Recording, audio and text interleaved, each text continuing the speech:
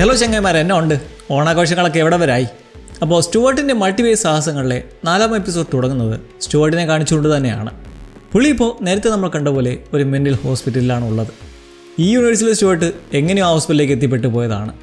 അവിടെ ഡോക്ടറെ എയ്മിയോട് കഴിഞ്ഞ കുറച്ച് ദിവസങ്ങളിലായി താൻ പല യൂണിവേഴ്സുകളിൽ പോയി കണ്ട കാര്യങ്ങളെക്കുറിച്ചൊക്കെ സ്റ്റുവർട്ട് ഇങ്ങനെ വിശദീകരിച്ച് പറയുകയാണ്.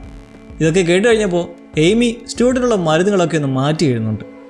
ഏതായാലും മരുന്ന് മാറ്റിയതിൽ നിന്ന് ഒരു കാര്യം വ്യക്തമാണ്, സ്റ്റുവർട്ട് പറയുന്ന ഒന്നും എയ്മിക്ക് ഇതുവരെ വിശ്വാസമായിട്ടില്ല. ഈ സ്ഥലത്ത് നിന്ന് എങ്ങനെയെങ്കിലും രക്ഷപ്പെട്ട് സാധാരണ പോലെയുള്ള ഒരു ലോകത്തേക്ക് പോയാൽ മതി എന്നാണ് സ്റ്റുവർട്ട് പറയുന്നത്.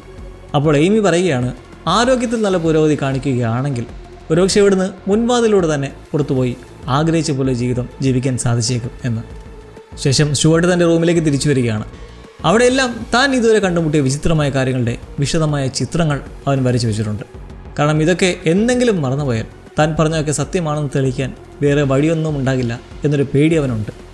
അപ്പോഴാണ് നഴ്സ് സ്റ്റെഫാനി പുതിയ മരുന്നുകളുമായി വരുന്നത്. കാര്യങ്ങളൊക്കെ ഇനിക്കുറിച്ച് കൈവിട്ട് പോകും, അതുകൊണ്ട് പിടിച്ചിരുന്നോ എന്നൊരു മുന്നറിയിപ്പും അവൾ കൊടുക്കുന്നുണ്ട്. അങ്ങനെ ആ പുതിയ ഗുളികകളും കൊടുത്തിട്ട് സ്റ്റെഫാനി റൂമിൽ നിന്ന് പോയ ഉടനെ സ്റ്റുവർട്ട് നേരെ പുറത്തുള്ള ഹാളിലേക്ക് ഇറങ്ങി നടക്കുകയാണ്.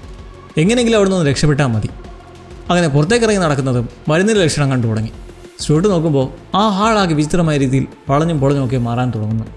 അങ്ങനെ നിൽക്കുമ്പോഴാണ് ഹോസ്പിറ്റലിലെ റൂമിൽ ബെർട്ടിനെ സ്റ്റുവർട്ട് കാണുന്നത്. പക്ഷേ ആ റൂമിലേക്ക് കയറാൻ ശ്രമിച്ചതും സ്റ്റുവർട്ട് നേരെ ചെന്ന് വീഴുന്നത് ഒരു മലമുകളിലാണ്, ഒരു മഞ്ഞ് പ്രദേശത്ത്. അവിടെ വെച്ച് ഒരു മനുഷ്യനെ കണ്ടുപിടുന്നു. അയാൾ പറയുന്നത് താനൊരു ഷെർപ്പെ ആണെന്നാണ്. പെട്ടെന്ന് പിന്നീട് നോക്കുമ്പോൾ ഇതേ ആൾ അവിടെ റൂമിലായിരുന്നു പാട്ട് പാടുന്നതാണ് സ്റ്റുവർട്ട് കാണുന്നത്. ഇതെല്ലാം ഒരു ട്രാൻസ് അവസ്ഥയാണ്. അപ്പോഴേക്കും ബെർട്ട് റൂമിൽ നിന്ന് പുറത്തു വന്നിട്ട് സ്റ്റുവർട്ടിനോട് നീ നല്ല ഹൈ ആയിട്ടാണ് നിൽക്കുന്നത് എന്ന് പറയുന്നുണ്ട്. ആ സത്യമാണെന്ന് തെളിയിക്കുന്ന രീതിയിൽ സ്റ്റുവർട്ട് മറ്റൊരു റൂമിൽ നമ്മുടെ ലൂണി ട്യൂൺസിലെ ഒരു പോർക്കി പിഗിനെ കാണുന്നു.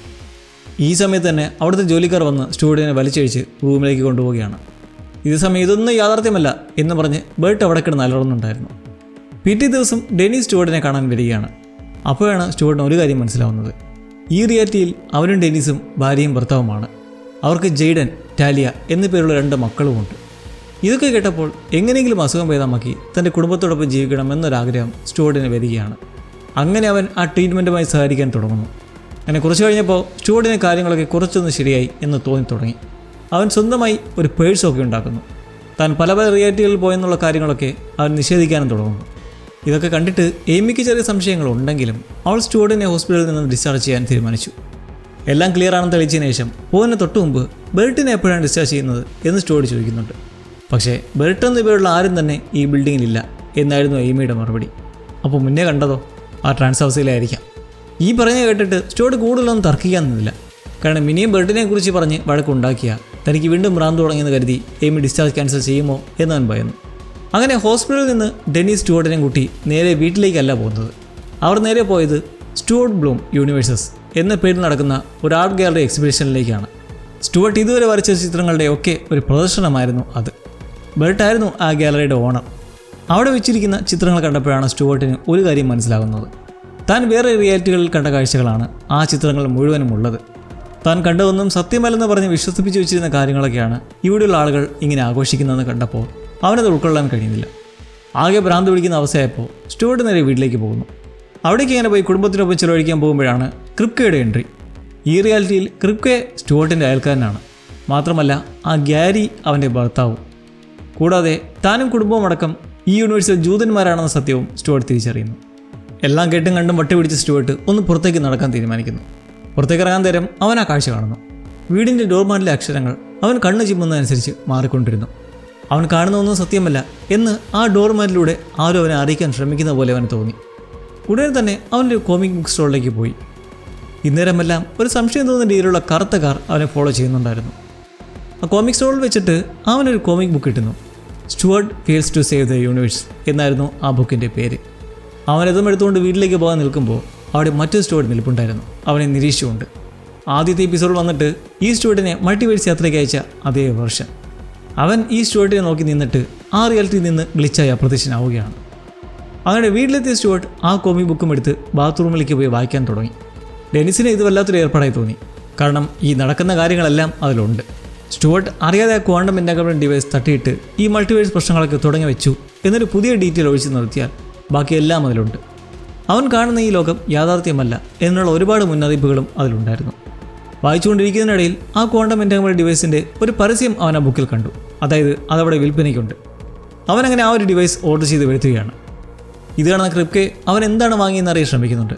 പക്ഷേ സ്വന്തം കാര്യം നോക്കി പോകാനാണ് സ്റ്റുവർട്ട് അവനോട് പറഞ്ഞത്. ഡെനീസും ഇതേ ചോദ്യം ചോദിച്ചപ്പോൾ അവനൊന്നും വിശദീകരിക്കാൻ നിന്നില്ല. പകരം ഒന്ന് കരുതിയിരുന്നു എന്ന് പറഞ്ഞുകൊണ്ട് സ്റ്റുവർട്ട് ആ ഡിവൈസ് ഓൺ ചെയ്യുകയാണ്. അങ്ങനെ അവർ ആ ലോകത്ത് നിന്നും വീണ്ടും മറ്റൊരു ലോകത്തേക്ക്.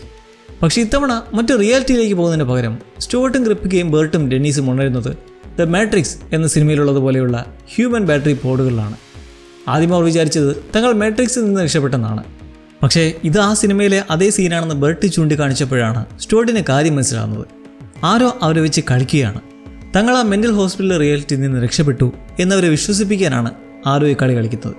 സത്യത്തിൽ അവരിപ്പോഴും അവിടെ തന്നെ ട്രാപ്പായി കിടക്കുകയാണ്. അപ്പോഴാണ് സ്റ്റുവർട്ട് ഈ റിയാലിറ്റിയിൽ ഒരു ചെറിയ വിടവ്, ഒരു കീറ്റിൽ കാണുന്നത്. അവനതിലേക്ക് കുത്തി ഇറങ്ങിയതും സ്റ്റുവർട്ടും കൂട്ടുകാരും മാട്രിക്സിലെ കോൺസ്ട്രക്റ്റ് പോലുള്ള ഒരു ശൂന്യമായ ലോകത്തേക്ക് എത്തിപ്പെടുന്നു. അവർ ശരിക്കും മാട്രിക്സിൽ നിന്ന് പുറത്തു കടന്നോ ഇല്ലയോ എന്ന് ഇപ്പോഴും വ്യക്തമല്ല. പക്ഷേ അവിടെ ആ ക്വാണ്ടം ഡിവൈസ് ഇരിക്കുന്നത് കണ്ടതും യാതൊരു മടിയും കൂടാതെ അവർ അത് വീണ്ടും ഓൺ ചെയ്യുകയാണ്. അങ്ങനെ ഈ എപ്പിസോഡിൻ്റെ അവസാനത്തിൽ സ്റ്റുവർട്ടും ക്രിപ്കയും ബേർട്ടും ഡെനീസും ഒക്കെ ചെന്ന് പെടുന്നത് നിറയെ മരങ്ങളോടുകൂടിയ കാടുകളുള്ള ഒരു ലോകത്തേക്കാണ്. അവിടെയുള്ള മനുഷ്യരൊക്കെ വളരെ പ്രാകൃതമായ രീതിയിലാണ് വസ്ത്രം ധരിച്ചിരിക്കുന്നത്. പക്ഷേ അവർ നല്ല ഒന്നാം തരം ഇംഗ്ലീഷ് സംസാരിക്കുന്നുമുണ്ട്. ഇതെന്താ ഇപ്പോൾ കഥ? ഒറ്റനോട്ടത്തിൽ ആ നാട്ടുകാർക്ക് യാതൊരു കുഴപ്പമില്ലെന്ന് തോന്നും. അതിനർത്ഥം അവിടെ എന്തോ വലിയൊരു കുഴപ്പമുണ്ട് എന്ന് തന്നെയാണ്. ഈ ട്രൈബ് അത്ര ടെക്നോളജി ഒന്നും ഉള്ളവരല്ല. തീയൊക്കെ ഉപയോഗിക്കുന്നുണ്ടെങ്കിലും മൃഗങ്ങളെ വേട്ടയാടിയും മറ്റും ജീവിക്കുന്ന പഴയ രീതിയിലാണ് അവർക്കുള്ളത്. ഇനിയിപ്പോൾ എന്തായിരിക്കും ഇവിടുത്തെ ആ വലിയ ടെസ്റ്റ്? നരഭോജികളാണോ അവർ? അതോ വേറെ ഏതെങ്കിലും ഡാർക്ക് ഓവലോടോ മറ്റോ ഒളിഞ്ഞിരിപ്പുണ്ടോ? എന്താകുമെന്ന് നമുക്ക് കണ്ടു തന്നെ അറിയാം. അപ്പോൾ പുതിയൊരു അധ്യായമായി നമുക്ക് വീണ്ടും കാത്തിരുന്ന് കാണാം.